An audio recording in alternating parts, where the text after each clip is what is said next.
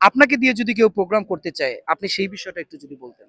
যদি আমাকে কে দিয়ে মানে এই চ্যানেলের মাধ্যমে বলছি, যদি কেউ প্রোগ্রাম করতে চান, স্টেজ শো। অবশ্যই স্টেজ শো করতে চান, অবশ্যই নিঝুম সরকারের সঙ্গে যোগাযোগ করবেন। যোগাযোগ করলেই আমাকে পেয়ে যাবেন। নিঝুম সরকার কি নতুন না পুরাতন? অনেক মানে কি বলবো এটা, মানে আমি ছোটবেলা থেকেই তো কাজ করে ছোটবেলা থেকে আসতেছি। কাজ করে আসছে।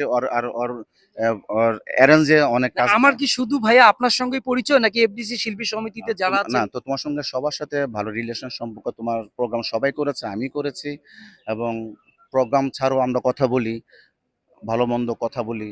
ভাই কোনো প্রোগ্রাম হলে ভাই এই প্রোগ্রামটা আসতে হবে, তুমি বলো, তার মানা করতে পারি না, প্রোগ্রাম ক্যান্সেল করে তোমার প্রোগ্রামে যেতে হয়। সমস্যা হচ্ছে এক জায়গায়, আচ্ছা, সমস্যা একটা জায়গায়। তুমি যখন মানে বলে ফেলো ভাই প্রোগ্রামটা আমি ধরে আমি করতে হবে, এটা আমার প্রোগ্রাম, তখন আর অন্য প্রোগ্রাম ছেড়ে দিয়ে তোমার প্রোগ্রাম করতে হয়, এই এখানে একটা অসুবিধা।